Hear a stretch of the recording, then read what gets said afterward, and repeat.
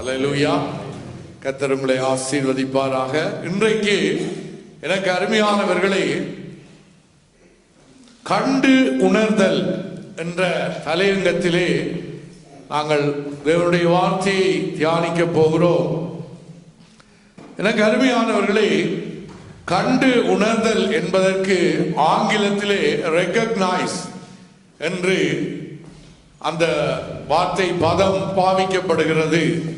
இந்த ரெகக்னைஸ்லே ரெண்டு ஸ்பெல்லிங் கொண்ட ரெகக்னைஸ் இருக்கிறது.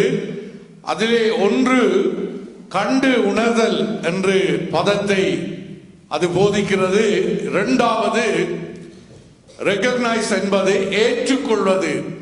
ஒரு ஆளை நாங்கள் ரெகக்னைஸ் பண்றது ஏற்றுக்கொள்வது, இல்லாவிட்டால் கண்டு உணர்வது என்ற ரெண்டு பதங்கள் அங்கே பாவிக்கப்படுகிறது. இன்றைக்கு நாங்கள் கண்டு உணர்தல் என்ற அந்த பதத்திலே மூன்று மனிதர்கள் வேதாகமத்திலே வேதாகம மனிதர்கள் மூன்று பேரை நாங்கள் பார்த்து, அந்த மூன்று பேரும் ஆண்டவராகிய இயேசு கிறிஸ்துவை எவ்விதமாய் கண்டு உணர்ந்தார்கள் என்ற காரியத்தை நாங்கள் பார்த்து, அவர்கள் கண்டு உணர்ந்ததினாலே அவர்கள் செய்த செயல்கள், அந்த தன்மைகள், அவர்கள் எப்படி அதை உணர்ந்தார்கள், உணர்ந்த பின்பதாக எவ்விதமாய் அவர்கள் ரியாக்ட் அதாவது செயல்பட்டார்கள் என்ற காரியத்தை நாங்கள் கொஞ்சம் வேதத்துக்குள்ளே சென்று ஆழமாக பார்த்து, அதன் பின்பதாக மூன்று காரியங்களை எங்கள் வாழ்க்கையிலே நாங்கள் அபியாசப்படுத்தும்படியாக இன்றைக்கு நாங்கள் இந்த வேத தியானத்தை நாங்கள் தியானிக்க போகிறோம். அல்லேலூயா. தேவனுக்கு மகிமை உண்டாகட்டும். எங்கு இருவர் மூவர் என் நாமத்தில் கூடியிருக்கிறார்களோ அங்கே அவர்கள் நடுவிலே யார் இருக்கிறார்? இயேசு கர்த்தர் இருக்கிறார். அவ எனக்கு அருமையானவர்களே, இந்த மூன்று பேர்களிலே முதலாவதாக நாங்கள் யோவான் ஸ்நானனை நாங்கள் பார்க்க போகிறோம். இரண்டாவதாக சிமியோன் என்ற ஒரு தீர்க்கதரிசி ஒரு மனிதனை நாங்கள் பார்க்க போகிறோம். மூன்றாவதாக அப்போஸ்தலனாகிய பேதுருவை நாங்கள் பார்க்க போகிறோம். அல்லேலூயா. இந்த மூவரிலே இரண்டு பேர் உங்களுக்கு மிகவும் பரிச்சயமானவர்கள், மிகவும் உங்களுக்கு அறிமுகமானவர்கள். அல்லேலூயா. ஆனா அந்த சிமியோன் என்பவர் சில வேளையிலே உங்களுக்கு பெரிதாக அறிமுகமாகாதவராய் இருப்பார். அல்லேலூயா. ஆகவே அவர் யார் என்பதை அநேகருக்கு தெரிந்திருக்கும், ஆனால் பெரிய அறிமுகம் இல்லை. பெரிதாக அவரை குறித்து நாங்கள் பெருசாக நாங்கள் படிப்பதில்லை, பெரிதாக நாங்கள் அலட்டிக் கொள்வதில்லை. ஆனால் யோவான் ஸ்நானனை குறித்தோ இல்லாவிட்டால் பேதுருவை அப்போஸ்தலனாகிய பேதுருவை குறித்தோ நாங்கள் மிகவும் கரிசனையோடு அநேக காரியங்களை நாங்கள் படிக்கிறவர்களாக இருக்கிறோம். எனக்கு அருமையானவர்களே, இந்த வேதாகம புஸ்தகத்திலே இந்த பாத்திரங்களை, இந்த மனிதர்களை தேவன் ஏன் எழுதி வைத்திருக்கிறார் என்றால், இந்த மனிதர்களூடாக நாங்கள் வேதாகமத்தை சரியாக நல்ல அவர்களுடைய பண்புகளினூடாக, அந்த தன்மைகளினூடாக, அந்த வழிகாட்டலினூடாக சரியான காரியத்தை நாங்கள் பற்றி பிடித்து தேவனை நாங்கள் கிட்டி சேர்ந்து தேவ பரலோக ராஜ்யத்தை அடைய வேண்டும் என்பதே எங்களுடைய இலக்காகும். அல்லேலூயா. அதனால் தான் வேதாகமத்திலே அன்று கூட என்னுடைய மகள் கேட்டாள், ஏன் ஆண்டவர் எல்லாவற்றையும் எழுதி வைத்திருக்கிறார் என்று. அதுதான் நம்முடைய ஆண்டவர். அல்லேலூயா. பரிசுத்தமானதையும் நல்லதையும் சுத்தமானதையும் மட்டும் எழுதி வைக்கவில்லை ஆண்டவர். பிழை விட்டவனை, வேசித்தனம் செய்தவனை, விக்கிராராதனை செய்தவனை, தேவனுக்கு எதிராக கலகம் பண்ணினவனை, இவ்விதமாய் அநேக துரோகம் பண்ணினவரை, அத்தனை காட்டி கொடுத்தவனை, எல்லாவற்றையும் இந்த பரிசுத்த வேதாகமத்துக்குள்ளே, இந்த 66 புஸ்தகங்களுக்குள்ளே தேவன் எழுதி வைத்திருக்கிறார். அல்லேலூயா. அவை எங்களுக்கு தேவன் என்ன செய்கிறார்? நாங்கள் கடந்த நாட்களிலே பார்க்கிற பிரகாரமாய் எங்களுக்கு தேவன் ஒரு சுய புத்தியை தந்திருக்கிறார், சுய நிர்ணயத்தை எங்களுக்கு கொடுத்திருக்கிறார். அவை சுய நிர்ணயம், சுயமாய் நிர்ணயிக்கிற அந்த உரிமையையும் அந்த தன்மையையும் எங்களுக்கு ஆண்டவர் கொடுத்திருக்கிறார். அல்லேலூயா. நீங்கள் இந்த புஸ்தகத்தை படித்து, நீங்கள் இந்த போதனைகளை கேட்டு, இந்த பிரசங்கங்களை கேட்டு, நீங்கள் தேவனிடத்திலே கிட்டு சேர்ந்து, நீங்கள் தேவனிடத்திலே மனம் திரும்பி, நீங்கள் பரலோக ராஜ்யத்தை சொந்தரித்து, நீங்கள் ஆசீர்வாதமாய் வாழ்ந்து, நீங்கள் சீர்பொருந்தி வாழுவது அது உங்களை குறித்தது, அது உங்களை பொறுத்தது. அல்லேலூயா. தேவன் யாரையும் வற்புறுத்துபவர் அல்ல, யாரையும் நெருக்குகிற தேவனும் அல்ல. அல்லேலூயா. அவைதான் சுயமாக நாங்கள் சிந்தித்து, சுயமாய் தேவனிடத்திலே அழிந்து போகிறது என்கிற கையில் தான் இருக்கிறது, ஆசீர்வாதமாய் இருக்கிறதும் எங்கள் கையில தான் இங்கே தேவன் கொடுத்திருக்கிறார். அவை எனக்கு அருமையானவர்களே, இந்த மூவரையும் நாங்கள் பார்க்கிற பொழுது இந்த மூவரும் பரிசுத்த ஆவியை பெற்றவர்களாக இருக்கிறார்கள். அல்லேலூயா. இன்றைக்கு பரிசுத்த ஆவியை எத்தனை பேர் பெற்றிருக்கிறீர்கள் என்று கையை உயர்த்துங்கள் என்று சொல்லுகிற பொழுது நாங்கள் எல்லாரும் உயர்த்துவோம். அல்லேலூயா.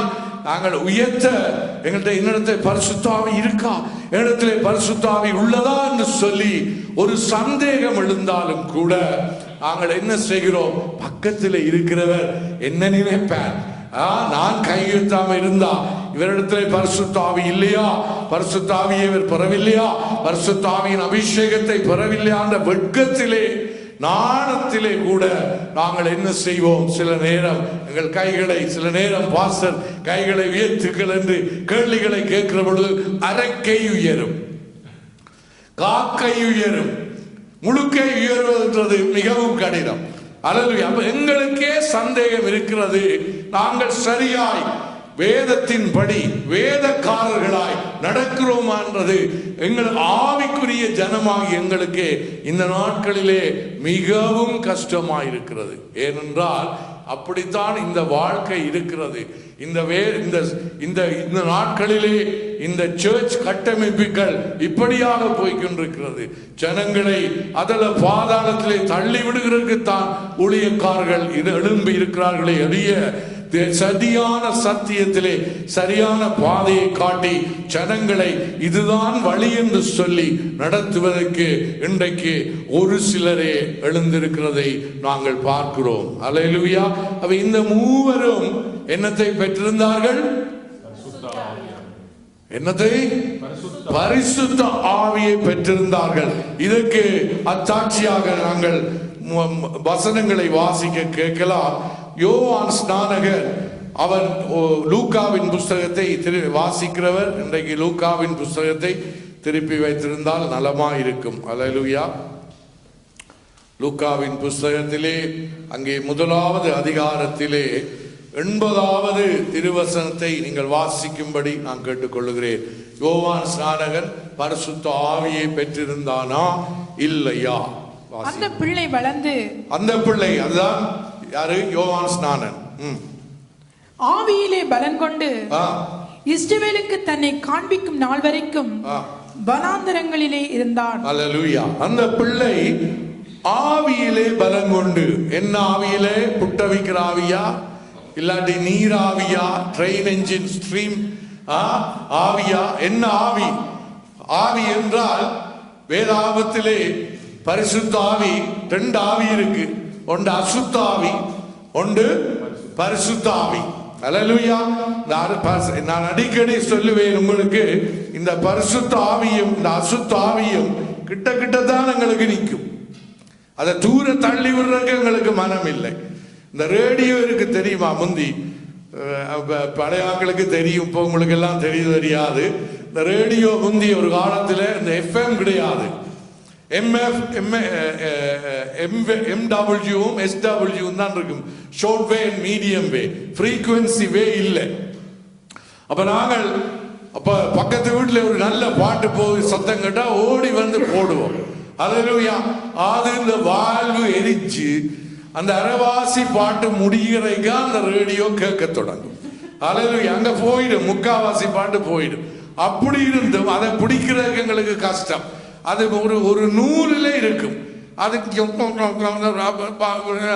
சிங்கப்பூர் ரேடியோகளுக்கும் மலேசியாவுக்கும் ஆல் இந்தியா ரேடியோன்னு அதிலிருந்து பிறகு ஸ்ரீலங்கா சிலோன் ரேடியோண்டு இது இலங்கை வானொலி என்று சொல்லி எடுக்கிறது கிடையாது, பாட்டு முடிச்சிடும். இதமாய்த்தான் அசுத்த ஆவியும் பரிசுத்த ஆவியும் கிட்ட வேதத்தின்படி இல்லை. அல்லேலூயா. அவன் கேட்டான், உன்னதத்திலே இறங்கி வந்த தேவகுமாரனே உமக்கும் எனக்கும் என்ன என்று கேட்டான். இன்றைக்கு கிறிஸ்தவர்கள் அசுத்த ஆவியையும் ஒரு பக்கத்தில் பரிசுத்த ஆவியையும் ஒரு பக்கத்தில் வச்சு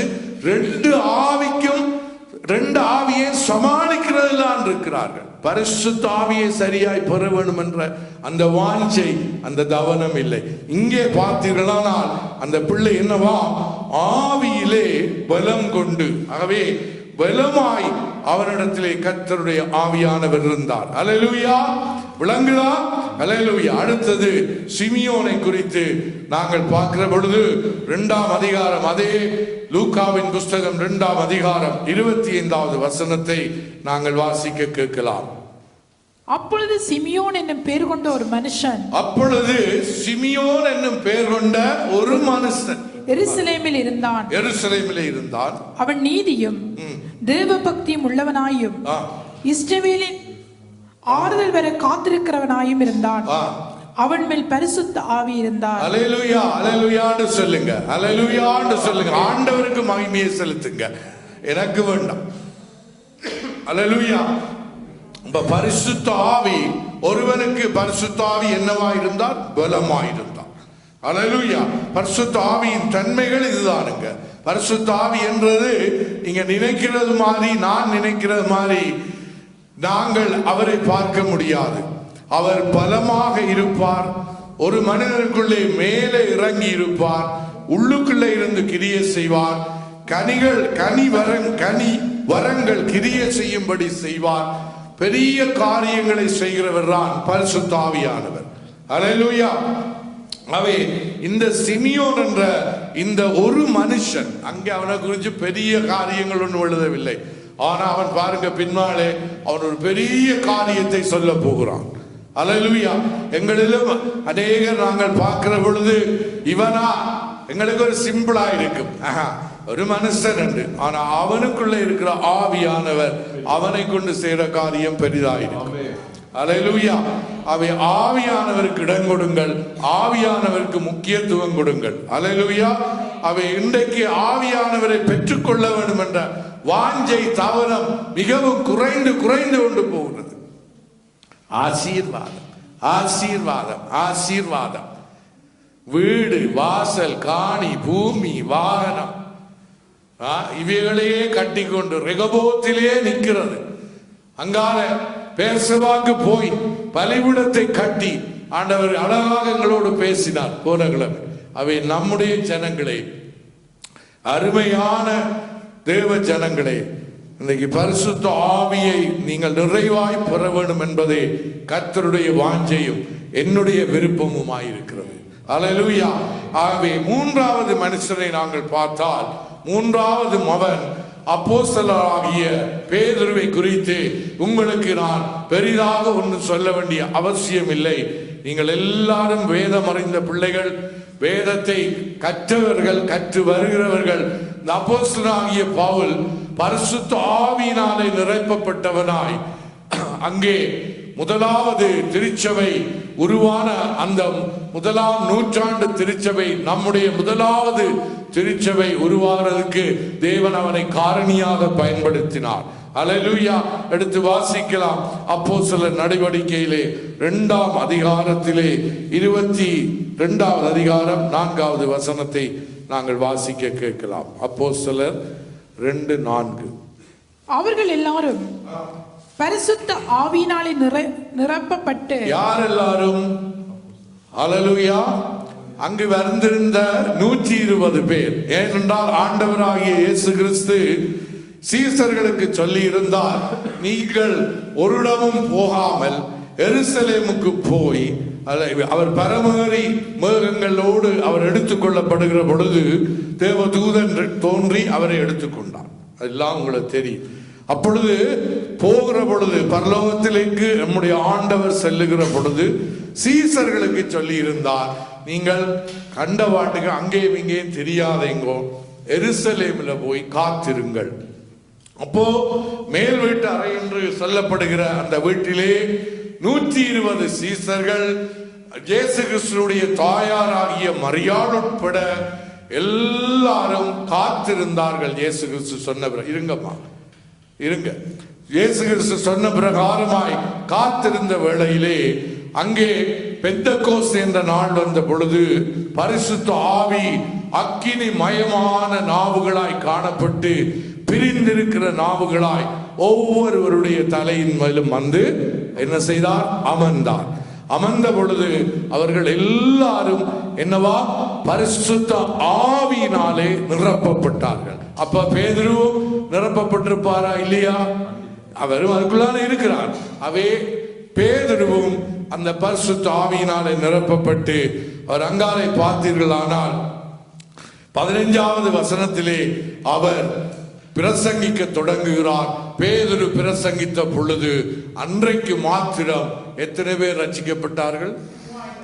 3000 பேர் ரட்சிக்கப்பட்டார்கள். பின்பு எத்தனை பேர் ரட்சிக்கப்பட்டார்கள்? 5000 பேர் ரட்சிக்கப்பட்டார்கள். பின்பு எத்தனை பேர் ரட்சிக்கப்பட்டார்கள்? எண்ணிக்கை இல்லாதவர்கள். தேவன் கர்த்தர் ரட்சிக்கப்படுகிறவர்களை சபையிலே சேர்த்து கொண்டு வந்தார். இன்றைக்கு உங்களை யார் சேர்த்திருக்கிறது? நானா? பாஸ்டரா? கர்த்தர். அல்லேலூயா. கர்த்தருக்கு உண்மையா இருக்க வேண்டும், கர்த்தருடைய ஆவியை பெற்றிருக்க வேண்டும், கர்த்தருக்கு ஊழியம் செய்ய வேண்டும், கர்த்தருக்கு அன்புள்ளவர்களாக இருக்க வேண்டும், சபையை வளர்க்கிறவர்களாக நாங்கள் இருக்க வேண்டும். அல்லேலூயா. யாரும் யாரையுமே ரட்சிக்க முடியாது. கர்த்தர் எல்லா மனுஷர்களை தான் ரட்சிக்கிற ஒவ்வொரு ஜனங்களையும் கர்த்தர் என்ன செய்கிறார்? திருச்சபையிலே சேர்த்து கொண்டு வருகிறார். ஆனால் எனக்கு அருமையானவர்களே, இன்னும் 3 பேரை குறித்து நாங்கள் பார்ப்போமானால், இவர்களுக்கு இடையிலே இயேசு கிறிஸ்துவை இவர்கள் கண்டுணர்ந்த தன்மைகள் வேறு வேறாக மாறுகிறது. இப்ப உதாரணமா நான் இதில் நிற்கிறேன், ஒருவர் திடீரென்று பல ஆண்டுகளுக்கு எங்களுடைய அருமையான பாஸ்டர் பௌவிய கனகாலத்துக்கு பிறகு எங்கள்கிட்ட வந்திருக்கிறார். உருவமே அவர் மாறிவிட்டது. எத்தனையோ வருடங்களுக்கு பிறகு நான் பார்க்கிறேன். இடக்கிட நான் அந்த வாட்ஸ்அப்பில் பார்க்குறபடியா நான் ரெக்கக்னைஸ் பண்ணினேன். இல்லாவிட்டால் உண்மையாக ரோட்டில் கண்டிருந்தா சில நேரம் பிடித்திருக்க முடியாது. அவை அவர் வருகிற பொழுது இது யாரா இருக்கும்? இவர் இங்கிலாந்துல இருந்து வந்த பாஸ்டர் போவி என்று சொல்லி நான் ரெக்கக்னைஸ் பண்ணுகிறேன், கண்டு அவரை உணர்கிறேன். அவருடைய தன்மைகள் அவரை குறித்து எனக்கு தெரிந்திருக்கிறபடியினாலே இவர் எங்கே இருந்து வருகிறார், இவர் எப்படிப்பட்டவர், இவர் என்ன செய்கிறார், இவர் என்ன செய்தார், தேவனுக்கு என்ன செய்தார், இப்போ என்ற இந்த காரியங்களை நான் என்ன செய்கிறேன், அவரை கண்டு அவரை ரெக்கக்னைஸ் பண்றேன், உணர்ந்து கொள்ளுகிறேன். அல்லேலூயா. இவ்விதமாய் இந்த 3 மனிதர்களும் ஆண்டவராகிய கர்த்தராகிய நம்முடைய இயேசு கிறிஸ்துவை இவர்கள் ஒவ்வொரு காலங்களில் ஒவ்வொரு பருவத்திலே இவர்கள் கண்டார்கள். அல்லேலூயா. ஒருவர் நாங்கள் எடுத்து வாசிக்கலாம். அவர் காண்கிற பொழுது இவர்கள் என்ன செய்தார்கள்? அதன் பின்பதாக அவரை கண்டு உணர்ந்து இவர் இயேசு என்றதை உணர்ந்த இவர்கள் பிற்காலத்திலே இவர்கள் என்ன செய்தார்கள், இவர்களுடைய காரியம் எப்படி இருந்தது என்பதைத்தான் இன்றைக்கு நாங்கள் சற்று ஆழமாக பார்க்க போகிறோம். யோவான் ஸ்நானகரை குறித்து நாங்கள் பார்க்கிற பொழுது லூக்காவின் புஸ்தகம் 1ஆம் அதிகாரம் 76வது திருவசனத்திலிருந்து 80வது திருவசனம் வரைக்கும் நாங்கள் பார்க்கலாம். நீயோ பாலகனே, உன்னதமானவருடைய தீர்க்கதரிசி எனப்படுவாய். நீ கர்த்தருக்கு வழியை ஆயத்தம் பண்ணவும் நமது தேவனுடைய உருக்கமான இரக்கங்களினாலே அவருடைய ஜனத்துக்கு பாவம் மன்னிப்பாகிய ரட்சிப்பை தெரியப்படுத்தவும் அவருக்கு முன்பாக நடந்து போவாய். அல்லேலூயா. பாருங்க,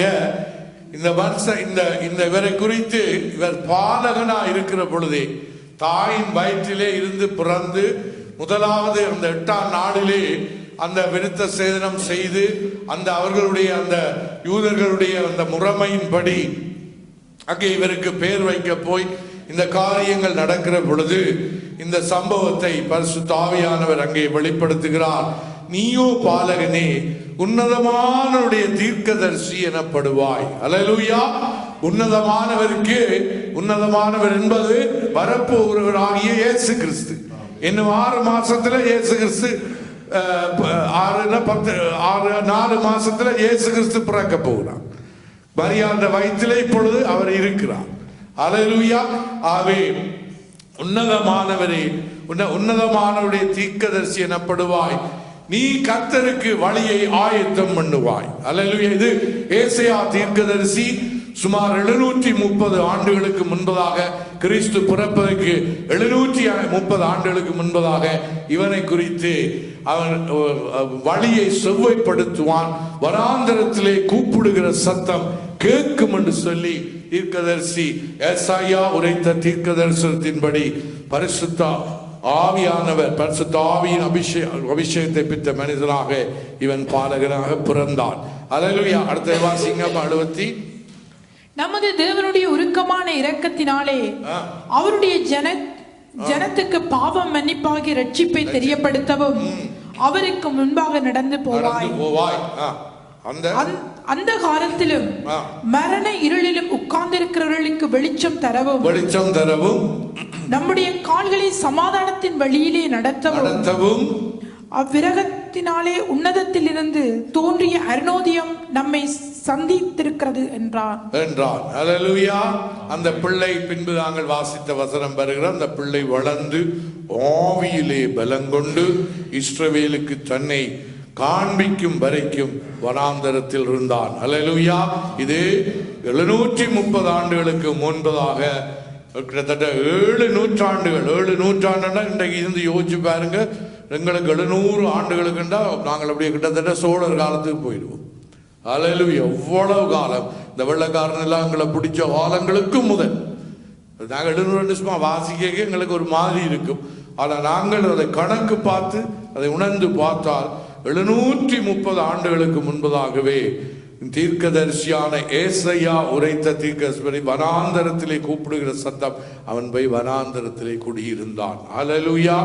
அவை அருமையானவர்களே, இவன் கர்த்தருக்கு வழியை செவ்வாய்ப்படுத்த வந்தான், தீர்க்கதரிசியா இருந்தான், கர்த்தருடைய தீர்க்க தரிசன வசனத்தின்படி பிறந்தான்.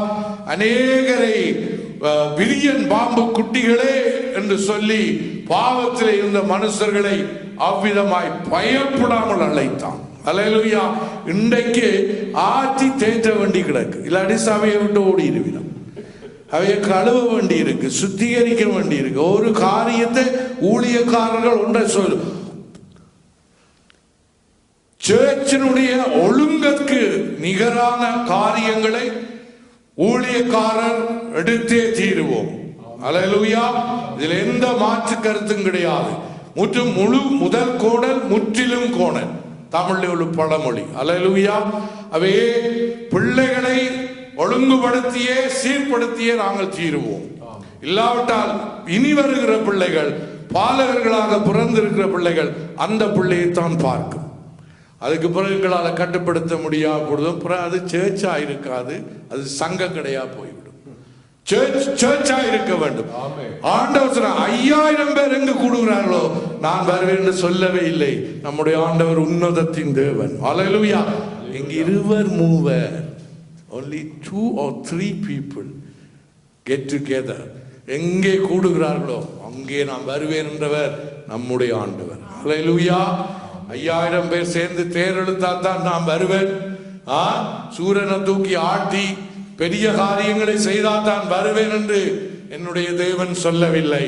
ஆனால் வானத்தையும் பூமியையும் உண்டாக்கின கர்த்தர் நம்முடைய கர்த்தர். சமுத்திரத்து விலாசத்தை வட்டணித்து இம்மட்டும் வா, இதற்கு மிஞ்சி வராதே என்று அதற்கு எல்லையை வைத்த தேவன் நம்முடைய ஆண்டவர். ஆகவே எல்லாவற்றையும் ஒழுங்காய் செய்தார். இன்றைக்கு 1000 வருஷங்களாக இந்த பூமி 1673 கிலோமீட்டர் வேகத்திலே மடக்கி சுத்தி கொண்டிருக்கிறது. ஒன்றும் விழவில்லை. பாருங்க, ஏதாவது விழுகுதா? எல்லாவற்றையும் ஒழுங்கா செய்த தேவன், ஒழுங்கான தேவன், ஒழுங்கை எங்களுக்கு கற்றுக் கொடுக்கிறவர். சபை ஒழுங்காக இருக்க வேண்டும்.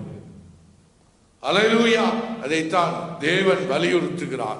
ஆவே இப்பேற்பட்ட இந்த மனிதன் 7வது அதிகாரத்திலே நாங்கள் பார்க்கிற பொழுது 20வது 18வது வசனத்திலிருந்து நாங்கள் வாசிக்க கேட்கலாம். அங்கே அதற்காக இந்த 7 அதிகாரங்களுக்குள்ளே பல ஆண்டுகள் ஓடிவிட்டது, பல தசாப்தங்கள் ஓடிவிட்டது, 2 தசாப்தங்களுக்கு மேலாக 3 தசாப்தங்கள் ஓடிவிட்டது. அங்கே பல காரியங்கள் நடக்கிறது. இவரும் வளருகிறார், எங்களுடைய ஆண்டவரும் வளர்ந்து வருகிறார். ஆண்டவர் திருமுழுக்கு ஞானஸ்தானத்தை இவர் கொடுக்கிறார். இவருடைய பாத ரட்சைகளின் வாரை அவுக்கிறதுக்கே நான் பாத்திரன் அல்ல என்று சொல்லுகிறான். தேவனுக்கு இயேசு கிறிஸ்து இப்பொழுது எல்லா நீதியை நடப்பிக்கும்படி இடங்கொடு என்று சொன்ன பொழுது அவன் பணிந்து இவர் ஆண்டவர் என்று தெரிந்து ஞானஸ்நானத்தை கொடுக்கிறான். அப்பேற்பட்ட மனிதன் என்ன செய்கிறார்? இயேசு கிறிஸ்து பெரிய அதிசயங்களை செய்கிறார், அற்புதங்களை செய்கிறார். ஜனங்களை இரக்கம் கொண்டு குருடர்களை பார்வையிலே செய்கிறார். செவிடர்கள் கேட்கிறார்கள், முடவர்கள் எழுந்து நடக்கிறார்கள், ஊமைகள் பேசுகிறார்கள். அற்புதங்களை செய்கிறார், அதிசயங்களை செய்கிறார். கடைசியாக ஆண்டவர் நாயனூர் என்ற அந்த இடத்துக்கு போகிற பொழுது, அந்த ஊருக்கு போகிற பொழுது, ஒரு விதவை, ஒரு ஏழை, ஒரு பெண்ணுடைய ஒரே ஒரு சிங்கிள் சன், ஒரே ஒரு மகன், அந்த பெண்ணுக்கு ஆதரவாய், அந்த தாய்க்கு ஆதரவாய் இருந்த ஒரு மகன் செத்து போகிறான். உங்களுக்கு எப்படி இருக்கும்? உங்கள் எல்லாருக்கும் எப்படி இருக்கும்? இந்த நிலைமைகளை நாங்கள் கடந்து போனால் எப்படி இருக்கும்? ஒரே ஒரு பிள்ளை, ஆதரவுக்கு இருக்கிற பிள்ளை, உழைக்கிறதுக்கு இருக்கிற பிள்ளை, சாப்பாடு அவளுக்கு ஆகாரம் கொடுக்கிறதுக்கு இருக்கிற ஒரு பிள்ளை, பாசத்துக்கு இருக்கிற ஒரு பிள்ளை, பட்சத்துக்காக இருக்கிற ஒரு பிள்ளை மரித்து போனால் எப்படி இருக்கும்? அல்லேலூயா. அங்கே இயேசு வருகிறார். இயேசு வந்து என்ன செய்கிறார்? அந்த பிணம் கொண்டு வந்த, இந்த சடலம் கொண்டு வந்த, உங்களுக்கு இங்கே உள்ளவர்களுக்கு தெரியுமோ தெரியாது, எங்களோட ஊர்ல பாடை என்று சொல்லுவார்கள். அல்லேலூயா. தென்னை இலையிலே, தென்னை ஓலையிலே அந்த பாடையை செய்து 2 தடியை ஓட்டி 4 பேர் சுமந்து கொண்டு வருவார்கள் அந்த பிணத்தை. அதைத்தான் பாடை என்று சொல்லுவார்கள். அல்லேலூயா. அந்த பாடையை போய் இயேசு கிறிஸ்து தொடுகிறார். தொடுகிற பொழுது ஒரு வல்லமை அதற்குள்ளே இருந்து புறப்பட்டு அந்த மகன் எழுந்திருக்கிறான். அல்லேலூயா. எழுந்து உட்கார்ந்து பேசினான். அப்பொழுது பெரிய ஒரு காரியத்தை, அப்பொழுது ஜனங்கள் எல்லாம் ஹல்லேலூயா, உன்னதத்தின் தேவன் மனுஷர்களை சந்தித்தார். அல்லேலூயா. இதுவரை காலமும் மனுஷர்களை சந்திக்கிறதுக்கு தேவன் இல்லை. மல்கியாவின் புஸ்தகத்துக்கு பிறகு யாரோடும் தேவன் பேசினதில்லை. எந்த மனுஷரை கொண்டும் கர்த்தர் உரையாடினதில்லை. தீர்க்க தரிசனங்கள் இல்லை, ஒன்றும் இல்லை. அங்கே ஒரு இருண்ட காலம் 400 ஆண்டுகள் ஓடி சென்றது. அப்பொழுது கிட்டத்தட்ட எத்தனையோ சந்ததி பரம்பரையாய் ஜனங்கள் தேவனை மறந்திருந்தார்கள்.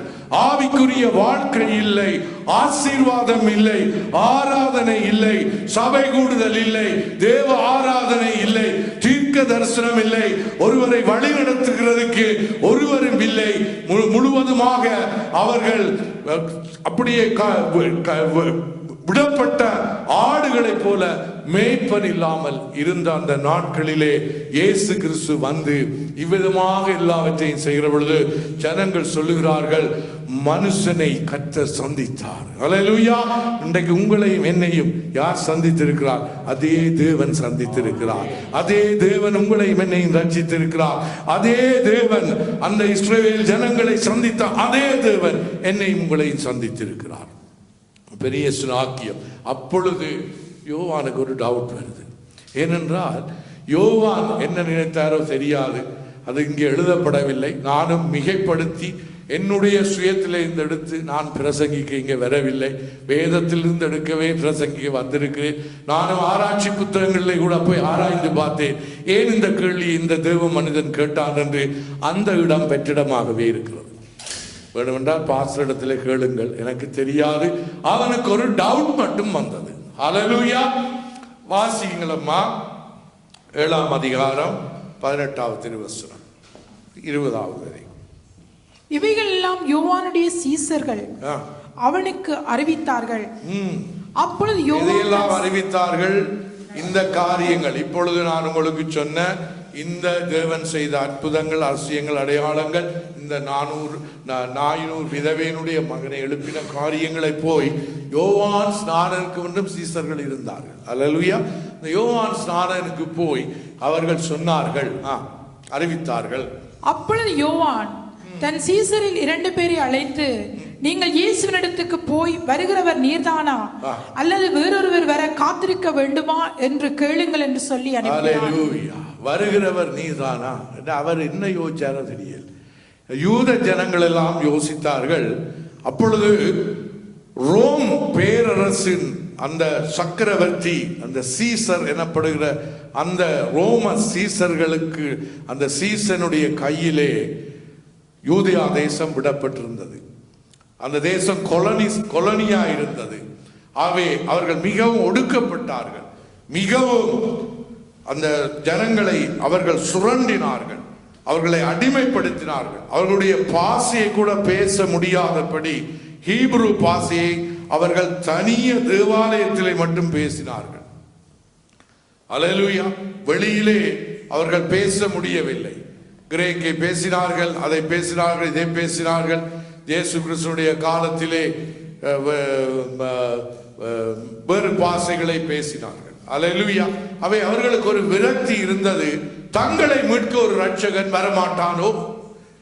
வரமாட்டானோ, இந்த பெரிய அடிமைத்தனத்தின் நுகத்திலிருந்து மீட்டெடுக்க வரமாட்டானோ என்று ஜனங்கள் நினைத்த பொழுது ஒரு பகுதி ஜனம் இயேசு கிறிஸ்துவை அப்படி ஒரு போராளியாய் பார்த்தது. ஒரு சிலர் வேறு விதமாய் பார்த்தார்கள். அவை யோவான் ஸ்நானகனும் அவர் ஒரு கணிப்பு இவர்களை வைத்திருந்திருக்கிறார் போலும். அவர் என்ன செய்கிறார்? இவர் அற்புதங்களையும் அதிசயங்களையும் அடையாளங்களையும் இவர் செய்து கொண்டு ஜனங்களுக்கு இவ்விதமாக இவர் செய்து கொண்டு செல்கிற பொழுது அவருக்கு ஒரு யோசனை வந்தது. ஆகவே அவர் என்ன செய்தார்? தன்னுடைய சீசர்களை அனுப்பி கேட்டார், வருகிறவர் நீர்தானா, இல்லாவிட்டால் இன்னொருவர் வர காத்திருக்க வேண்டுமா? பாருங்க, இவருக்கு திட்ட தெளிவாய் கர்த்தர் சரியாய் ஞானஸ்நானம் எடுக்கிற பொழுது இயேசு கிறிஸ்துதான் தேவன், நீ தேடின தேவன் இவர்தான், இவருக்குத்தான் நீ பாதையை செவ்வாய்ப்படுத்த வந்திருக்கிறாய் என்று புறாவானவர், பரிசுத்த ஆவியானவர் புறாவை போல இறங்கி, யார் மீது புறாவை போல பரிசுத்த ஆவியானவர் இறங்குகிறாரோ அவரே தான் என்று பரிசுத்த ஆவியானவர் இவனுக்கு திட்ட தெளிவாய் சொல்லி இருந்தும் கூட பாருங்க, பல ஆண்டுகள் சென்றவுடனே அவருக்கு ஒரு சந்தேகம். இதே மாதிரிதான் இன்றைக்கு நாங்க இருக்கிறோம். அருமையானவர்களே, இன்றைக்கும் சபைக்குள்ள பரிசுத்த ஆவியை பெற்று திட்ட தெளிவாய் வேதத்தை அறிந்து வேதாகமத்தை சரியாய் புரிந்து வார்த்தைகளை கேட்டு பரிசுத்த ஆவியின் தெளிவை பெற்று இயேசு தெய்வமா என்ற சந்தேகம் அநேகருக்கு இன்றைக்கு உண்டு. இன்றைக்கு இழுபட்டு போகிறார்கள். வீடுகளுக்குள்ளே வந்து இயேசு மனுஷன் அல்லவா என்று சொல்லுகிறார்கள். அவர் சோத்தரிக்கப்பட்டவர் அல்லவே என்கிறார்கள். அவர் ஒரு தனி ஒரு ப்ரொஃபெட், தீர்க்கதரிசி என்று சொல்லுகிறார்கள். அல்லேலூயா. அதை நம்புகிற கூட்டமும் இருக்கு. அதை நம்பி வெளியிலே சொல்லலாது, பாஸ்டருக்கு வந்து சொல்லலாது என்று உள்ளுக்குள்ளேயே உடைஞ்சு போன பாழான பட்டணங்களை போல இருக்கிற கிறிஸ்தவர்களும் உண்டு. அல்லேலூயா. யூதர்களை போல நடிக்கிறவர்கள் உண்டு. தாங்கள் அன்றைக்கு ஒருவர் சொல்லுகிறார், ஆவிக்குரிய திருச்சபை, அவர் சொல்லுகிறார், நாங்கள் இயேசு கிறிஸ்துவை அறிந்து வருகிற பொழுது நாங்கள் அப்படியே டிரான்ஸ்ஃபார்ம் அடைந்து யூத கலாச்சாரத்தையும் யூத மார்க்கத்தையும் நாங்கள் சேர்ந்து போக வேண்டும். ஏன், எதுக்காக எழுதி வைக்கப்பட்டிருக்கிறதா? யூத பண்டிகைகளை செய்கிறார்கள், யூதர் இடுகிற பலிகளை இட வேண்டும் என்று சொல்லுகிறார்கள். இதெல்லாம் தேவையில்லை. இதற்கு எல்லாவற்றுக்காக இயேசு பலியானார். இன்னைக்கு பலிபீடங்களை பற்றி படிக்கிறோம். என்னுடைய மகள் கேட்டா பலிபீடம், இப்ப நாங்கள் பலிபீடம் கட்டணும். பலிபீடம் என்றது இன்றைக்கு இதுதான். இதுல இருந்து ஜெபம் வெளிக்கிடுகிறது. அதுதான் நாங்கள் கட்டுற பலிபீடம். நன்றி பலி பீடம் கட்டுவோம், நல்ல தெய்வம் நன்மை செய்தார். அதைத்தான் பாஸ்டர் சொல்லி கொடுத்தார். அவர் யாராவது விளங்காட்டி பாஸ்டர்கிட்ட போய் கேளுங்க, சரியா போய் எங்க வீட்டு வளவுக்குள்ள ஒரு பலிபீடத்தை கட்டி போடாதீங்க. ஹல்லேலூயா. பலிபீடம் இது அக்கினியா எரிய வேணும். அக்கினி பரிசுத்த ஆவி அக்கினியா இருக்க வேணும். ஹல்லேலூயா. எந்த கேள்விக்கும் புறாவை போல கபடற்றவர்களாகும், பிரியன் பாம்பை போல வினா உள்ளவர்களுமாய் இருக்க வேண்டும் என்று கர்த்தர் சொன்னார். ஹல்லேலூயா. அன்னைக்கு தடுமாற்றம் கிறிஸ்தவர்களுக்கு தடுமாற்றம். ஹல்லேலூயா. பரிதாபம். சபை ஊடுதலை விட்டு விடுகிறார்கள். இதான் காரியம். மேய்ப்பன் தேவையில்லை, பிரதரின் ஆயிருப்போம், மேய்ப்பன் தேவையில்லை. அப்ப ஏன் ஆண்டவர் 5 விதமான ஊழியத்தை அங்கே தீமோத்தேயுவில் எழுதி வைத்திருக்கிறார்? நானே நல்ல மெய்ப்பன் என்று சொன்னார். மையாவை வாசல் வழியாக வந்த நல்ல மெய்ப்பன் நான் என்று கர்த்தர் சொன்னார். எனக்கு அருமையானவர்களை கவனமா, யோவான் ஸ்நானனுக்கே இந்த கிதி. ஆகவே ஆண்டவர் சொன்னார், தொடர்ந்து வாசிங்கம்மா, அந்த சமயத்திலே நோய்களையும் கொடிய வியாதிகளையும் பொல்லாத ஆவிகளையும் கொண்டு அநேகரை குணமாக்கி அவர் சொன்னார், இதோ அவர்களுக்கு பிரதியுத்தமாக நீங்கள் போய் கண்டவைகளையும் கேட்டவைகளையும் யோவானுக்கு அறிவியுங்கள் என்று சொன்னது மாத்திரமல்ல, கீழே அவர் சொல்லுகிறார், ஸ்திரீகளிடத்திலே பாருங்க, அந்த தேவன் என்ன எவ்வளவு அன்பான தேவன். நாங்க பேசி கலைச்சிருப்போம். என்னப்பா இவ்வளவு தெரியாம இருக்கு, நீ ஞானஸ்தானம் கொடுத்து உன்னிட்ட போய் ஞானஸ்தானம் எடுத்த, நான் வேற எங்கேயுமே ஞானஸ்தானம் எடுக்கணும். அப்படி இருக்கிறவையும் இருக்கணும் தெரியுமா? 2-3 தடவை ஞானஸ்தானம் எடுக்கிறவையும் இருக்கணும் தெரியுமா? பிள்ளையர் பாஸ்டரோட சண்டே என்றா அப்போ இன்னொரு இடத்துலயே திருப்பி ஞானஸ்தானம் எடுக்கிறேன். இவற்றை ஐயால் நான் எடுத்துட்டு பாருங்க, இயேசு என்ன சொல்றார்? இப்படி கேட்டு வந்த இவர்களுக்கு டீசெண்டா பதில சொல்லி அவனையும் ஆண்டவர் சொல்லுகிறார். வாசிங்கம்மா 28. ஸ்திரீகளிடத்தில் பிறந்தவர்களில் யோவான் ஸ்நானை பார்க்கிலும் பெரிய தீர்க்கதரிசி ஒருவனும் இல்லை. ஸ்திரீகளிடத்திலே பிறந்தவனே யோவான் ஸ்நானை பார்க்கிலும் பெரிய தீர்க்கதரிசி ஒருவனும் இல்லை. இந்த உலகத்தில் இன்னைக்கு யோவான் ஸ்நானை விட பெரிய தீர்க்கதரிசி ஒருவரும் இல்லை. தாங்கள் பெரிய தீர்க்கதரிசி கள்ள தீர்க்கதரிசிகள், கவனமாயிருங்கள். ஓநாய்கள். ஹல்லேலூயா. ஆகிலும் தேவனுடைய ராஜ்யத்தில் சிறியவனாய் இருக்கிறவன் கைகளை அவனிலும் பெரியவனாய் இருக்கிறான் என்று உங்களுக்கு சொல்லுகிறேன். ஹல்லேலூயா, ஹல்லேலூயா. ஆனாலும் தேவனுடைய ராஜ்யத்தில் சிறியவனாய் இருக்கிறவன் அவனிலும் பெரியவனாய் இருக்கான் உங்களுக்கு சொல்லுகிறேன். யாரை குறித்து சொல்லுகிறார்? உங்களையும் என்னையும் குறித்து. கரங்களை தட்டுங்கப்பா. யோவான் ஸ்நானனை விட பெரியாக்கள், விசுவாசத்திலே பெரியாக்கள், ஆவியிலே பெரியாக்கள், ஹல்லேலூயா, பரிசுத்தத்திலே பெரியாக்கள், தேவனுடைய பிள்ளைகள். ஆவே அவனிலும் பெரியவனாய் பரலோகத்தில் இருக்கிறவன் அவனை விட சிறியவனாய் இருந்தாலும் அவன் பரலோகத்திலே பெரியவனாய். அடுத்த வாசிக்கலாம் சீமியோனை குறித்து. லூக்கா 2:25-31 வாசி. 25 31 வாசிக்க கேட்கலாம். அப்பொழுது சிமியோன் என்னும் பெயர் கொண்ட ஒரு மனுஷன் எருசலேமில் இருந்தான். அவன் நீதியும் தேவ பக்தியும் உள்ளவனாயும் இஸ்ரவேல் ஆறுதல் வர காத்திருக்கிறவனாயும் இருந்தான். அவன் மேல் பரிசுத்த ஆவி இருந்தார். அல்லேலூயா. அவன் மேல என்னவா? பரிசுத்த ஆவி இருந்தார். பரிசுத்த ஆவி அவனுக்கு என்ன சொல்லி இருந்தார்? வாசிங்க. அவன் கர்த்தருடைய கிறிஸ்துவை நீ காணும் முன்னே மரணமடைய மாட்டா என்று பரிசுத்த ஆவினாலே அவனுக்கு அறிவிக்கப்பட்டிருந்தது. அவனை பற்றி நீங்க பெருசா ஒன்றும் வேதத்துல நீங்க வாசிக்கிறதுக்கு இல்லை. ஆனாலும் பெரிய ஒரு காரியத்தை இந்த சிமியோனுக்கு ஆண்டவர் சொல்லி இருந்தார். என்ன சொல்றார்? இன்னைக்கு நீங்க அற்பமாய் உங்களை நினைக்கலாம், எனக்கு அருமையான, எனக்கு ஒன்றும் இல்லை, நான் சாதாரணமா வாரேன், சாதாரணமா போறேன். இல்லை, ஆண்டவர் உங்களுக்கு இந்த பெரிய காரியங்களை செய்ய அவர் வல்லவராய் இருக்கிறார். பாருங்க, அந்த சிமியோனுக்கு அவர் கர்த்தருடைய கிறிஸ்துவை, கர்த்தராலே அபிஷேகம், கிறிஸ்து என்பது கிறிஸ்தோஸ், கிரேக்கத்திலே தமிழிலே அபிஷேகிக்கப்பட்டவர். அபிஷேகிக்கப்பட்ட அந்த கர்த்தருடைய அபிஷேகத்தை உடைய அந்த இயேசு கிறிஸ்து வரும் வரைக்கும் ஆவிலே காணும் முன்பே நீ சாக மாட்டாய், நீ மரணமடைய. அப்போ அவனுக்கு தெரியும் ஆண்டவர் சொன்னதுதான் என்று என்ன செய்யறான். எருசலேமிலே அந்த தேவாலயத்திலே அவன் எத்தனை வருஷம் காத்து கொண்டு தெரியாது. 38 வருஷம் என்று ஒருதனை எழுதி கிடக்கு பெதஸ்தா குளத்திலே. இவன் எத்தனை வருஷம் இருந்தாலும் தெரியாது. வயசு போன மனுஷன் காத்திருந்தான். ஹல்லேலூயா. அப்படி காத்திருக்கிற பொழுது அங்க வாசிங்கம்மா, அவன் ஆவியின் ஏவுதலினால் தேவாலயத்திலே வந்திருந்தான்.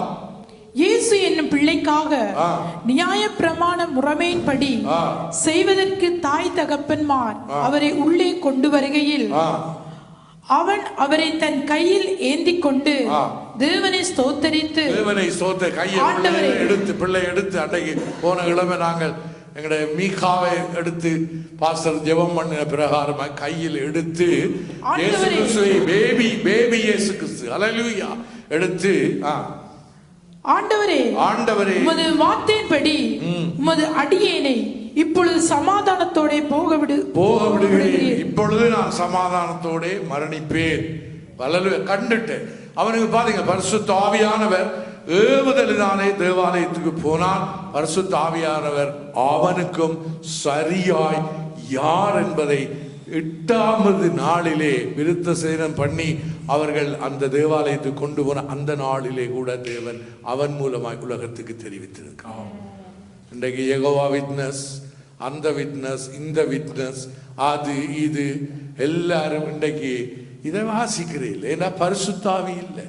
பரிசுத்தாவி இருந்தால் இதை உங்களுக்கு ஆண்டவர் வெளிப்படுத்துவார். பரிசுத்தாவியின் அபிஷேகத்தோடு வேதத்தை வாசியுங்கள். பரிசுத்தாவியின் பலத்தோடு வேதத்தை வாசியுங்கள். பரிசுத்தாவியின் உதவியை பெற்று பரிசுத்தாவியுக்குள்ள இருக்கிற சகலத்தை உங்களுக்கு மெண்டெடுத்து உங்களுக்கு தருவார். ஹல்லேலூயா. அவன் என்ன செய்தான், நான் இனிமே சமாதானத்தோடு சாவேன். அங்கல வாசியம்மா, தேவரீர் சகல ஜனங்களுக்கும் முன்பாக ஆயத்தம் பண்ணின உம்முடைய இரட்சணியத்தை என் கண்கள் கண்டது என்றார். என் கண்கள் கண்டது. சகல ஜனங்களுக்கும் முன்பாக ஃபோகேஸாக ஹல்லேலூயா பிஃபோர் முன்னதாக எல்லா ஜனங்களுக்கும் அவர் இரட்சணியத்தை கொடுப்பார். ஹல்லேலூயா. எல்லாருடைய பாவங்களையும் தீர்ப்பார். இருளிலே இருக்கிறவர்கள், மரண இருளிலே இருக்கிறவர்கள் பெரிய வெளிச்சத்தை காண்பார்கள் என்று அடுத்த வசனத்தை பார்த்தா அவரை குறித்து சொல்லப்பட்டவைகளுக்காக யோசேப்பு அவருடைய தாயாரும் ஆச்சரியப்பட்டார். உம்முடைய இரட்சணியத்தை என் கண்கள் கண்டது. ஹல்லேலூயா. இயேசு கிறிஸ்து புறஜாதிகளுக்கு தேவன் என்பதை சிமியோனுக்கு பரிசுத்த ஆவியானவர் வெளிப்படுத்தி இருந்தார். ஹல்லேலூயா. யோவான் ஸ்நானன் ஒரு விதமாக தேவனை கண்டான், ரெகக்னைஸ் பண்ணினான். இந்த சிமியோன் பரிசுத்த ஆவியின் உதவியோடு கூட ஒரு விதமாக இயேசுவை கண்டுணர்ந்தான். ஹல்லேலூயா. இது பரிசுத்த ஆவி, இதுதான் கடைசி காலத்திலே நானும் நீங்களும் இன்றைக்கு ரட்சிக்கப்பட்டிருக்கிறோம். ஹல்லேலூயா. இதற்கு இன்னொரு ஆணித்தனமான ஒரு வார்த்தையை நான் வாசித்து நான் கடந்து செல்லாம். அப்போஸ்தலர் புஸ்தகத்திலே 15வது அதிகாரத்தின் 14வது வசனத்தை வாசிக்கும்படி கேட்டுக்கொள்கிறேன். தேவன் பிரஜாதிகளில் நின்று தமது நாமத்துக்காக ஒரு ஜனத்தை தெரிந்து கொள்ளும்படி தேவன் புறஜாதிகளிலே இருந்து புறஜாதிகளில் நின்று தமது நாமத்துக்காக ஒரு ஜனத்தை தெரிந்து கொள்ளும்படி முதல் அவர்களுக்கு கடாட்சி தருளின விதத்தை சிமியோன் விவரித்து சொன்னாரே. சிமியோன் என்றது அந்த சிமியோன் இல்ல, நீங்க மாறி விளங்கிறாங்க. இதை நீங்க ஆரம்பத்தில் 15-14வது அதிகாரம் 1ஆம் வசனத்தில் வாய்த்தால் அங்கே சிமியோன் என்ற ஒருவர் இருக்கிறார். அவர் பிரஜாதி, அதுக்கு அங்கே புறஜாதிகளுக்கு தேவன் ரட்சிப்பை கட்டளையிடுகிறார், தேவனுடைய பரிசுத்த ஆவி கொடுக்கப்படுகிறது என்பதை சொன்ன ஒரு மனிதன். ஹல்லேலூயா. அதைத்தான் இங்கே கோட் பண்ணி காட்டுகிறது. மாறி விளங்கிட்டாங்க. அந்த சிமியோன் அல்ல, இதிலேயும் ஒரு சிமியோன் எழுதப்பட்டிருக்கு. ஹல்லேலூயா. அவை எங்கே சொல்லப்படுகிறது, புறஜாதியார் அதை கேட்டு, யார் இங்க புறஜாதி, யார் புறஜாதி, ஜென்டைல்ஸ், நானும் நீங்களும் தான். ஹல்லேலூயா. நிஷா அல்லேலூயா. புறஜாதிகள் நானும் நீங்களும் அல்லேலூயா. அந்த புறஜாதிகள் அதை கேட்டு சந்தோஷப்பட்டு கர்த்தருடைய வசனத்தை மகிமைப்படுத்தினார்கள். தேவன் புறஜாதிகளில் நின்று தமது நாமத்திற்காக ஒரு ஜனத்தை தெரிந்து கொள்ளும்படி அந்த ஜனம் யாரு? நானும் நீங்களும் அல்லேலூயா. கிறிஸ்தவர்கள். அன்றைக்கு ஒரு சகோதரனை சொன்னா, இஸ்ரவேலின் ஜனாதிபதி திரு மாண்புமிகு பிரைம் மினிஸ்டர் அன்றைக்கு ஓப்பனாக எல்லா கிறிஸ்தவர்களுக்கு நன்றி சொன்னார். நான் அதை கேட்கவில்லை, ஒருவர் சொன்னார். நீங்களா? யாரோ சொன்னார். அவ ஏன்னு சொன்னார், கிறிஸ்தவர்களுடைய ஜெபத்தினால் தான் இன்றைக்கு நாங்கள் நிலைத்திருக்கிறோம் என்று. அல்லேலூயா. இஸ்ரவேலுக்காக ஜெபிக்கிறவன் சுகித்திருப்பான். உன் அலங்கத்துக்குள்ளே சுகமும், உன் அரங்கத்துக்குள்ளே சமாதானம், உன் அரண்மனைக்குள்ளே சுகமும் உண்டாயிருக்கும். இஸ்ரவேலுக்காக ஜெபிக்கிறீங்களா? உண்மையா ஜெபியுங்க. அவன் இவன் சொல்றதை கேட்டு ஏன் இஸ்ரவேல் ஏன் அவனை அடிப்பான், ஏவனை அடிப்பான். இன்றைக்கு இவ பேசினான் மனித உரிமையை பற்றி. மனித உரிமையை தெரியாதவர் எங்களுடைய ஆண்டவரா? ஆண்டவருக்கு எல்லாம் தெரியும். நாங்க எங்களுடைய காரியம் இஸ்ரவேலுக்காய் ஜெபிக்கிறது. அல்லேலூயா. அந்த புறஜாதிகளிலிருந்து ஒரு ஜனத்தை உண்டு பண்ணினார். அந்த ஜனங்களையும் உண்டு பண்ணும்படிதான் இயேசு கிறிஸ்து வந்தார். அல்லேலூயா. இதை சிமியோன் அறிந்திருந்தார். அடுத்ததாக அப்போஸ்தலரை வாசித்து நாங்கள் அப்போஸ்தலனாகிய பவுலை குறித்து மன்னிக்க வேண்டும், பேதுருவை குறித்து வாசித்து நாங்கள் மீதி கடந்து சென்று நாங்கள் முடிக்க போகிறேன். மார்க்கு புஸ்தகத்திலே அங்கே 8வது அதிகாரத்திலே மார்க்கு புஸ்தகத்தை என்னோடு கூட திருப்பிக் கொள்ளுங்கள். அங்கே நீங்கள் பார்க்கலாம், இயேசு கிறிஸ்துவுக்கு திடீரென்று இயேசு கிறிஸ்து ஒரு கேள்வியை, ஏன்னா ஜனங்கள் அப்படி இப்படியும் இருக்கிறார்கள், சரியாய் தேவனை அறிய முடியாது, எத்தனையோ காரியங்களை கர்த்தர் வெளிப்படுத்துகிறார். நானும் பிதாவும் ஒன்றாயிருக்கிறோம், பிதா என்னை தனித்து விடவில்லை, பிதா என்னிலும் நான் பிதாவிலும், நாங்கள் இருவரும் வந்து உங்களிலும் இருக்கிறோம், நீங்கள் எங்களிலும் என்னிலும் பிதாவிலும் என்னிலும் இருக்கிறீர்கள். இவ்விதமாய் அநேகத்தை பூடகமாக பிரசங்கித்தும் அநேக காரியங்களை கர்த்தர் வெளிப்படுத்தியும் அங்கே ஜனங்கள் என்ன செய்கிறார்கள்? இப்ப இங்கே சபையிலே அப்படித்தானே எத்தனையோ பிரசங்கங்கள் கேட்டாச்சு, எத்தனையோ பிரசங்கங்கள். ரட்சிக்கப்பட்டு 20, 10, 30, 10, 5, 2, 8 ஒற்றை தானம், இரட்டை தானத்தில் வருடங்கள் போய்கொண்டிருக்கிறது. இன்னும் சபையிலே சரியான விடிவில்லை, வெளிச்சமில்லை. தொட்டா சிடுங்கியல போல. அன்றைக்கு ஆண்டவர் தன்னை எவ்வளவோ வெளிப்படுத்தினார். அப்பொழுது தேவனுக்கு ஒரு சந்தேகம் வந்தது. எங்களுடைய ஆண்டவருக்கு, ஆண்டவர் ஜனங்களை அவர்களை பார்த்து 8:29 வாசிங்கம்மா. அப்பொழுது அவர், நீங்கள் என்னை யார் என்று சொல்லுகிறீர்கள் என்று கேட்டார்.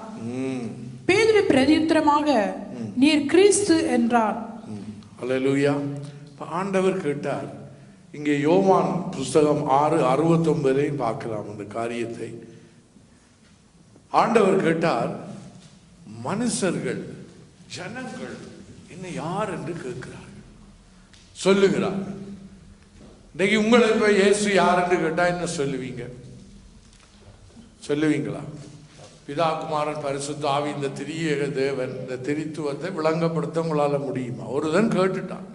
ஒரு இந்து சகோதரனோ ஒரு இஸ்லாமிய சகோதரனோ இந்த மார்க்கத்திலே ஒரு ஆர்வம் கொண்டு உங்களை திடீர்னு இவை சபைக்கு போறவே கிறிஸ்தவர்கள், என்னை சேர்த்து தான் நான் பிரசங்கிக்கிறேன் வந்து கேட்கிறார்.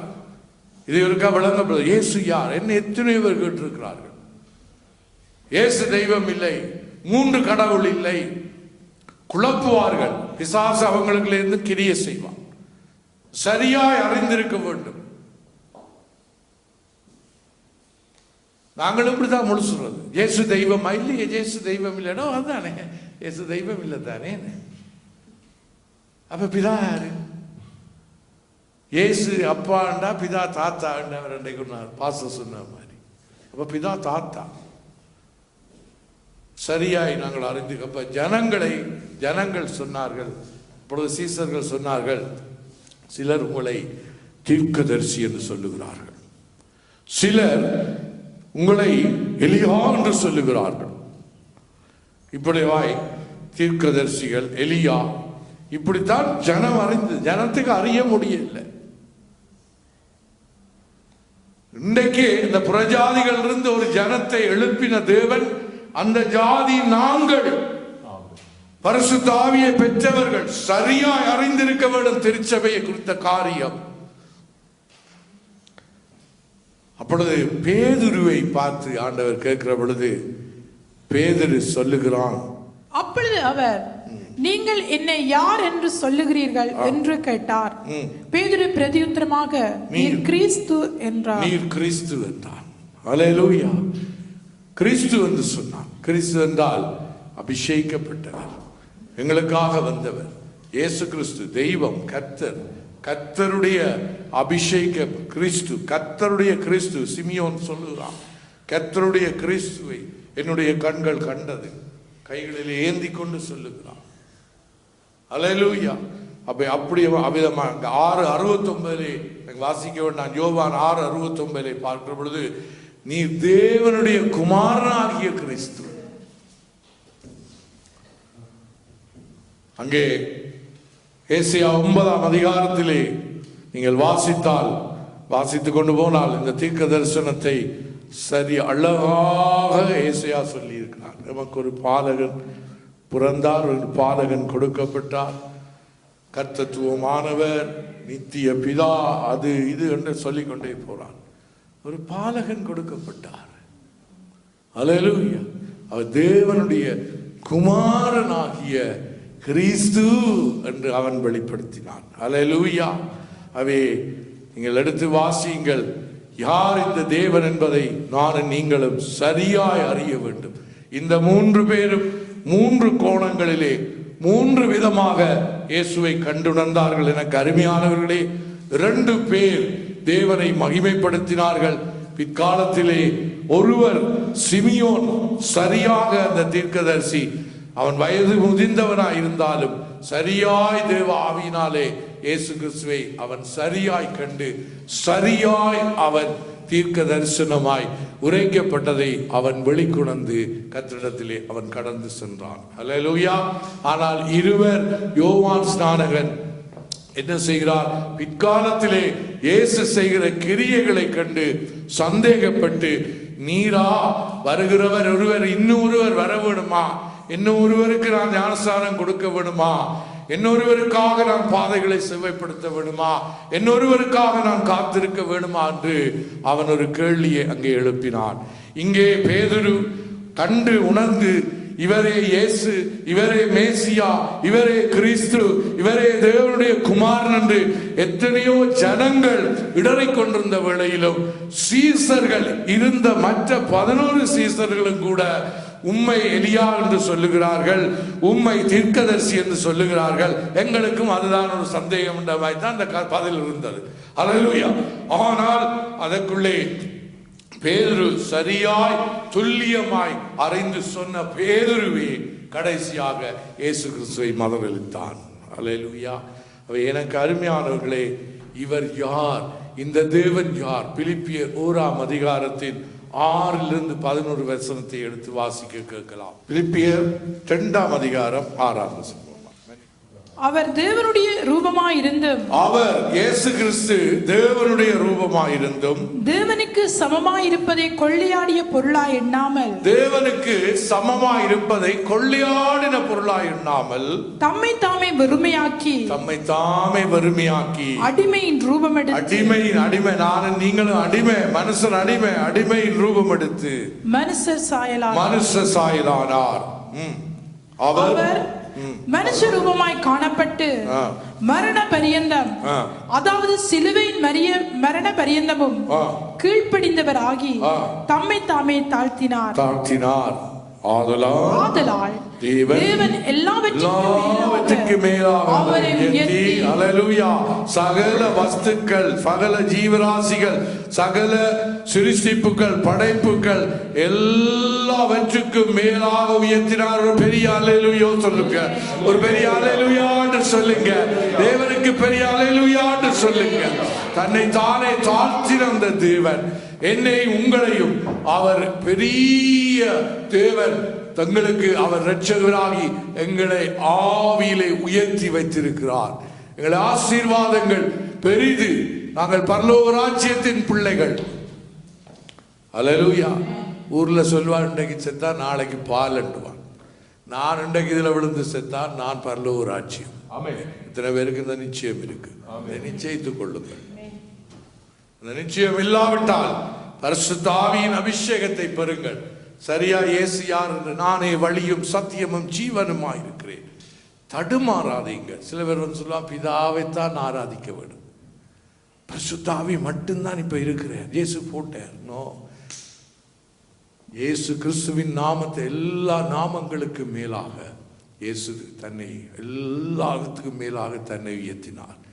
எல்லா நாவுகளும் அறிக்கை பண்ணுகிற தேவன். வாசிங்க அங்கால தொடர்ந்து, அதனால் தேவன் எல்லாவற்றுக்கும் மேல் அவர் இயேசுவின் நாமத்தினாலே, இயேசுவின் நாமத்தில், இயேசு எல்லாரும் வாசிங்க, இயேசுவின் நாமத்தில் வானோர் புலவத்தோர், வானோர் பூதலத்தோர், பூமியின் கீழானோருடைய முழங்கால் ஜாவும். யாரு பாருங்க, வானோர் தேவதூதர்கள், பூலகத்தோர் நாங்கள், பூமிக்குள்ளே இருக்கிற பிசாசு யாரா இருந்தாலும், அல்லேலூயா, எந்த வஸ்துவா இருந்தாலும், யாரா இருந்தாலும் அவருடைய நாமத்தினால் மாத்திரமே ரட்சிப்பு. இயேசு என்ற நாமம். இன்றைக்கு இதை கூட யூதர்கள் அறிய முடியாமல் இருக்கிறார்கள். மேசியா வருகிறவர், மேசியா வந்தவர், மேசியா இயேசு என்பதை அவர்கள் அறிய முடியாமல் தடுமாறுகிறார்கள். இன்னும் வர காத்திருக்கிறார்கள். யோவான் சாணனுடைய சந்தேகம் இன்றைக்கு யூதர்களுக்கு உள்ளே 99% இருக்கிறது. 1% கூட ரட்சிக்கப்படவில்லை. தெரியுமா? 1% யூதர்கள் கூட இன்னும் ரட்சிக்கப்படவில்லை. 99 யூதர்களும் இன்றைக்கு மேசியா வருவார், ஃப்ரெஷ்ஷா இன்னும் ஒருக்கா வருவார். ஆனால் இயேசு மேசியா வந்தாய்த்தது, புறஜாதிகளுக்கு இருந்த ஒரு ஜனமாகி எங்களை உயர்த்தி ஆய்த்தது. அவர் போயாச்சு, அவர் பரலோகத்தில் இருக்கிறவர். அல்லேலூயா. கடைசியா ஒரு வசனத்தை வாசித்து வெளிப்படுத்தின விசேஷம் 19ஆம் அதிகாரம் 7-8 நாங்கள் வாசிப்போம். நாம் சந்தோஷப்பட்டு களிகூர்ந்து அவருக்கு துதி செலுத்த கடவோம். நாம் சந்தோஷப்பட்டு களிகூர்ந்து அவருக்கு துதி செலுத்த கடவோம். நாங்கள் சந்தோஷமாய் துதி செலுத்துகிறோமா, இல்லாவிட்டா சாப்பிட்டுக்கு துதி செலுத்துற மாதிரி செலுத்துகிறோமா? சந்தோஷமாக துதி செலுத்த வேண்டும். அல்லேலூயா. வந்த உடனே ஆடி பாடி ஆண்டவரே praise the Lord, hallelujah. Sister எப்படி, பிரதர் எப்படி வருகிற பொழுதே ஒரு ரட்சணிய சந்தோஷங்களிலே தெரியும். என்ன, ஆண்டவர் எங்களை மீட்டுக் கொண்டார். அல்லேலூயா. நான் அடிமை இல்லை, நான் யாருக்கும் அடிமை இல்லை, இந்த உலகத்துக்கு நான் அடிமை இல்லை, பிசாசுக்கு நான் அடிமை இல்லை. சந்தோஷப்பட்டு களிகூற சொல்லி கர்த்தர் சொல்லுகிறார். வந்து சந்தோஷமாக நாங்கள் களிகூர்ந்து தேவனை மகிமைப்படுத்த வேண்டும். அல்லேலூயா. கர்த்தர் நல்லவர், கர்த்தர் நல்லவர், துதித்து பாடுங்கள் என்று பாடணும். அல்லேலூயா. ஆகவே அவர் வாசிங்கம்மா, அவருக்கு நாம் சந்தோஷப்பட்டு களிகூர்ந்து அவருக்கு துதி செலுத்த கடவோம். ஏன்? வாய் ஆட்டுக்குட்டியானவருடைய கல்யாணம் வந்தது. அல்லேலூயா. வரப்போகுது, கல்யாணம் வரப்போகுது. நானும் நீங்களும் மணவாட்டி. ஆமென். அல்லேலூயா. Bride groom. அல்லேலூயா. மணவாட்டி, பிரைட் ஆகும் ஆங்கிலத்தில். அப்ப மணவாட்டி, தமிழ்ல மணவாட்டி. நான் மணவாட்டி, இயேசு கிறிஸ்து மணவாளன், எனக்கும் இயேசு கிறிஸ்துக்கும் கல்யாணம். அல்லேலூயா. மகிழ்ந்து களிகூர். ஒரு கல்யாணம் எவ்வளவு சந்தோஷமா. இன்னைக்கு கல்யாணத்திலேயே சந்தோஷப்படுற இல்லை ஒரு, அது ஏதோ நடக்குதா? அல்லேலூயா. அவருடைய கல்யாணம் வந்தது. அவருடைய மனைவி தன்னை ஆயத்தம் பண்ணினாள் என்று சொல்ல கேட்டேன். ஆயத்தமா இருக்கிறீங்களா மனைவிமார்களே? உங்களை பார்த்து கேட்கிறேன். நீங்கள் எல்லாரும் மனைவிமார்கள், உங்களுடைய மனைவி அவருக்காக ஆயத்தமா இருக்கிறீர்களா? ஐபிசி சபையிலே ஆயத்தமா இருக்கிறீர்களா? ஹல்லேலூயா. அப்படியானால் ஒரு பலத்த கரகோஷத்தை கர்த்தருக்கு செலுத்துங்க. ஆயத்தமா இருக்கு என்று சொல்ல கேட்டேன். ஹல்லேலூயா. ஆகவே எனக்கு அருமையானவர்களே, இயேசு வருகிறார். ஹல்லேலூயா. அவை கண்டு உணர்ந்தவர்களாகிய நாங்கள் இன்றைக்கு காணாமல் கண்டு விசுவாசிக்கிறவனை விட காணாமல் விசுவாசிக்கிறவனே பாக்கியவான் என்று இயேசு கிறிஸ்து சொன்னார். ஹல்லேலூயா.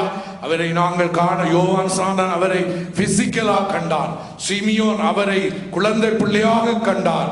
ஹல்லேலூயா. பேதுரு அவரோடு நடந்தான், பிசிக்கலா அவரோடு இருந்தான், ஊழியம் செய்தான்.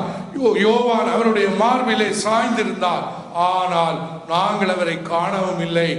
ஆனாலும் கண்டு விசுவாசிக்கிறவனை காணாமல் விசுவாசிக்கிறவன் பாக்கியவான் என்று நாங்கள் இன்றைக்கு தேவனை எங்களுடைய கண்களினால், ஊன கண்கள் காணாமல் பரிசுத்தாவின் உதவியோடு எங்களுடைய மனக்கண்களில் அவரை கண்டு உணர்ந்து அவரை ரெகக்னைஸ் பண்ணி இருக்கிறோம். ஹல்லேலூயா. ஆகவே இந்த 3 மனிதர்களைப் போல அல்லாமல் நாங்கள் தேவன் எங்களை கல்யாணத்துக்கு வருகிறார் என்று அந்த சந்தோஷத்தோடு, இயேசு வருகிறார் என்ற அந்த சமாதானத்தோடு நாங்கள் சபையிலே நாங்கள் சந்தோஷப்பட்டு ஒரு மனம் ஒற்றுமையாய் ஒருவரை ஒருவர் அன்பு முத்தத்தோடு வாழ்த்தி ஒருவரை ஒருவர் முந்தி கனம் பண்ணி பொறாமைகள், எரிச்சல்கள், தேவையில்லாத போராட்டங்கள், என்ன காரியம் என்றாலும் நேரடியாக ஒரு பண்புள்ளவர்களாக கதைத்து பேசி காரியங்களை முடித்து நாங்கள் எல்லாரும் தேவனுடைய மனைவிகளாக கல்யாணத்துக்கு ஆயத்தமாக வேண்டும் என்று உங்களுக்கு அன்போடு கூட நான் வேண்டிக் கொள்ளுகிறேன். கர்த்தர் உங்களை ஆசீர்வதித்து காப்பாராக. Price God.